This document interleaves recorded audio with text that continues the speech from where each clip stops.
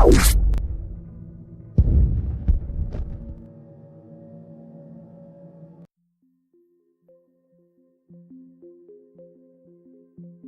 went to the dentist feeling fine, happy that I finally got the work done that I needed.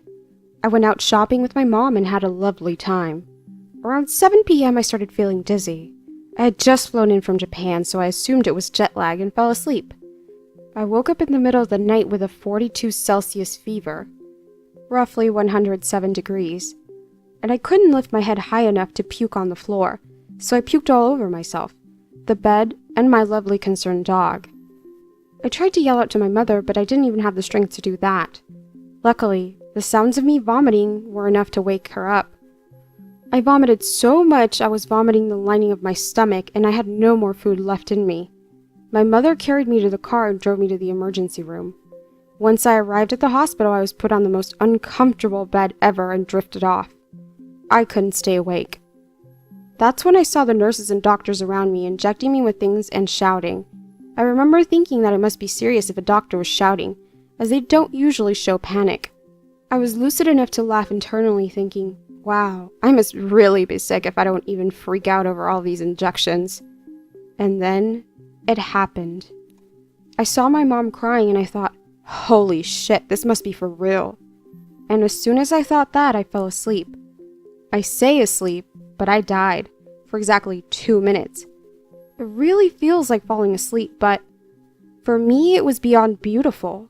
It felt like you didn't really have to worry about anything anymore, and obviously in my case, I didn't feel sick anymore. As someone that was once suicidal, this was actually a horribly dangerous feeling, as for the first time, I got confirmation that dying wasn't all that scary. I woke up 7 days later in the hospital. It took me another 7 to start eating, and they told me that I more than likely got sepsis from infected tools at the dentist. The scariest part was that after that happened, I no longer feared dying. So I consciously try to pull myself out of a depression whenever I feel it coming. But for whoever is scared that their loved one felt pain and death, I can honestly say it's a very peaceful feeling. Edit. For all the worried people regarding the dental work, I had chosen an out-of-home dentist with a very small practice that wasn't charging me a lot. I never checked reviews because I'm a cheapskate. Don't let this scare you. I've had dental work done since, and it all went swimmingly. Also, my doctor said it was more than likely from the tools that the dentist used. I was just happy to be alive. We reported the dentist, and reading the reviews afterwards, he didn't have the best reputation, but I'm from a country where legal action takes forever and leads to nothing.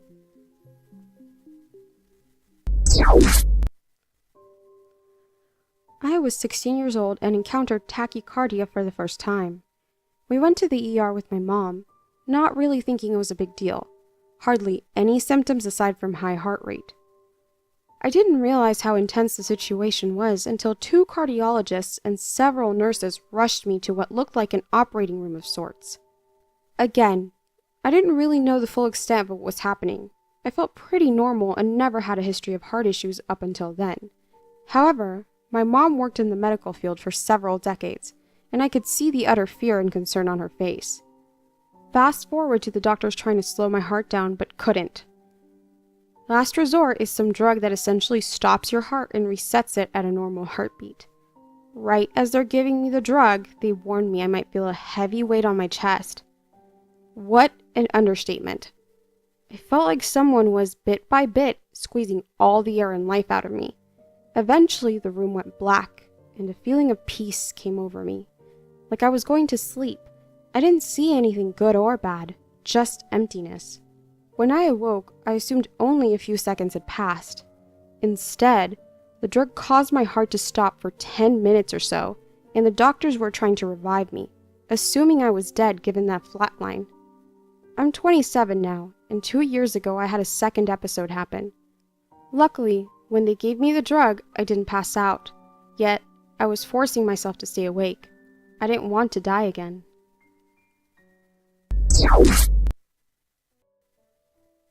I had bacterial meningitis and died on the helicopter ride to a better hospital. After I died, I was in a coma, medically induced, for a while. because I was basically insane when they brought me back and able to move again.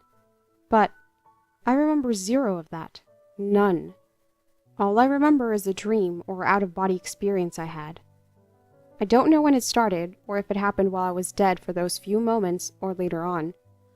But the last thing I remember was vomiting blood on my mom, then passing out. It seems today like it was an immediate transition into my dream. And the dream itself only lasted a few moments, maybe 15 minutes total it seemed, and I awoke 2 weeks later with my mind right again. But during the dream, I was a younger child, in my grandfather's truck, and we were driving to his office, a route I was very familiar with, even as a 5 to 7-year-old, which is who I was in my dream. We were listening to the radio and my grandpa's favorite talk show was on, Big D and Bubba. Holy shit, I know what you're thinking, what a redneck show. It was actually hilarious. They were for whatever reason talking about a rude fat lady they met somewhere, yada yada. But the joke at the end stuck with me for some reason. There are 3 kinds of fat: husky, pretty big, and oh my god, it's coming this way. 5-ish-year-old me thought that was pretty great.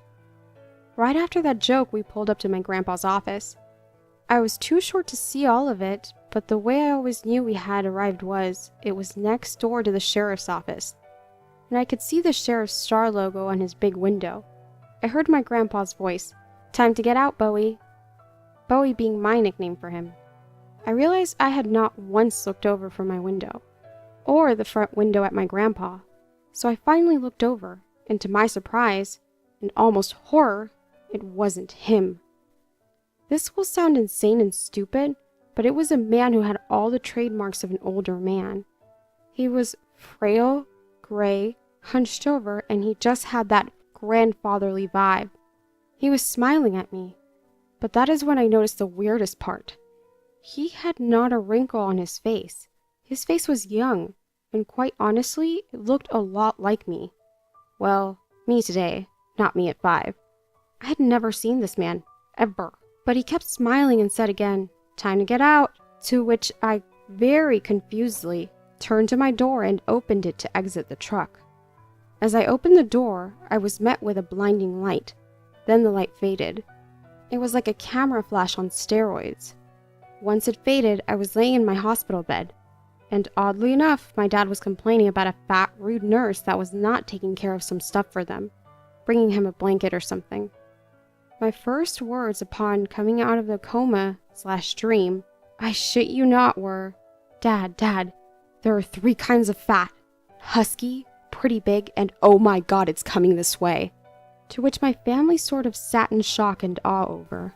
Then all started laughing. The doctor walked in and said, Oh, he's up!" and ran off to get the nurses. Okay, here's the real kicker. Years after this, years after my long, shitty, painful road to recovery, I found a box of old pictures in my grandparents' house. My grandma saw me with it and started taking photos out for me. And here is your great-grandpa, my dad, in California right before leaving for Pearl Harbor. I met my great-grandfather, yes.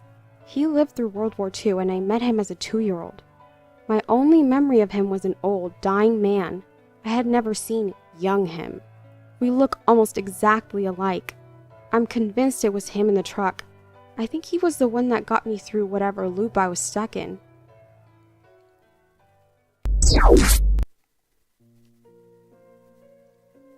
I was feeling sick for a couple of days. Nausea, stomach issues, migraines, fever. Friend brought me soup and some meds one night and I went to bed. I woke up and remembered feeling like I was on fire. It felt as though someone had removed my skin and dumped hot coals over me. I went to jump in the shower thinking my fever just got me overheated, but could barely stand. I stumbled into the bathroom, turned on the shower, and looked in the mirror. My entire body was covered in a rash. Back, neck, hands, arms, legs, feet, stomach, chest. The only place without a rash was my face.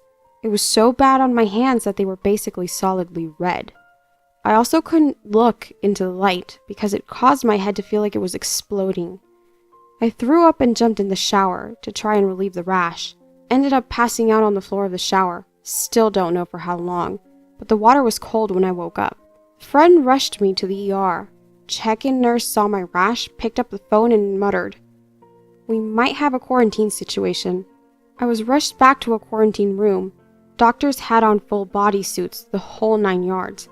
Their theory was I had an advanced case of bacterial meningitis, and they were going to start treating me with Vanco before the test came back because time was of the essence. So, they started my IV and leave to start the tests on my blood/CSF. I began to feel hot, and my chest hurt, but so did everything.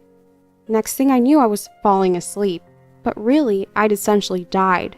My lungs ceased and my heartbeat slowed to about 10 beats per minute, then flatlined. The doctor gave me a chest thump and pushed a bunch of epi into me. Apparently, I'm severely allergic to Vanco. The allergic reaction lasted for a couple of weeks. I was on prednisone for it, but that also fucked with my heart. No lasting effects after the initial reaction, except for some localized numbness where apparently I had limited nerve damage.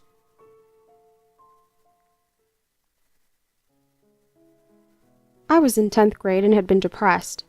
Also had been having skull-splitting migraines. It was a Saturday morning and my cousin was coming to pick me up for some function at our church. I was home alone and felt a headache coming and I just said, "No more." I went through the house and gathered every pill bottle I could find. There was quite a lot. I sat at the breakfast counter and started taking pills. I remember stopping halfway through and eating a donut, then continuing. By the time my cousin arrived, I was feeling high. By the time we got to the church, I was feeling drowsy. By the time everyone was gathered around me as I puked black foulness, I was in and out of consciousness. I remember looks of horror on some faces. Someone holding me up in the bathroom as more black stuff spouted from my mouth. My father suddenly being next to me asking if I had taken some pills. Being in a hospital bed and yanking the tube in my nose and feeling it come up from my stomach. Being strapped to the rails of the bed. The doctor saying, "He's not going to make it. Call the family in." My uncle praying, then a profound nothing. Not like a dream, not peaceful, not disturbing, just nothing. But a nothing that I was aware of. I can still remember the weight of it, like it was tangible. When I woke up, it was a day and a half later and this doctor was straight out of a movie. Glasses, warm deep voice, eerily calm and matter of fact. He asked me if I knew my name and some more basic questions like that, then said, "You shouldn't be alive. In fact, you died. The pills you took would have killed 4 grown men.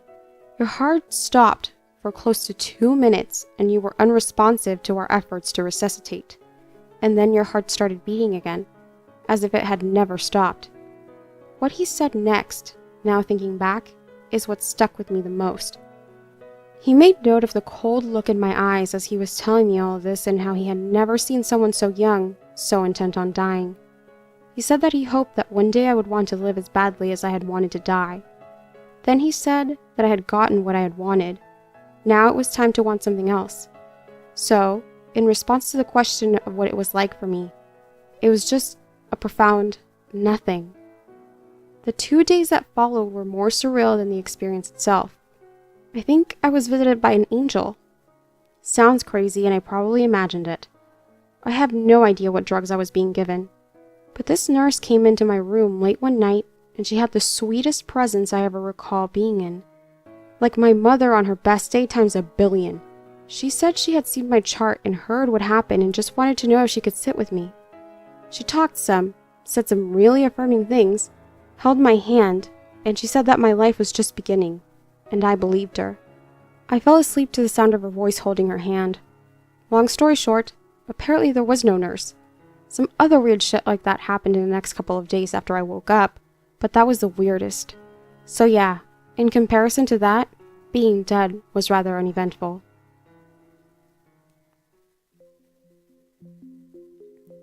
Greetings, bots! As always, thank you for listening. Be sure to express your thoughts in the comments below. After reading that last story, I wanted to take this opportunity to share the suicide prevention hotline number, which should be on the screen now.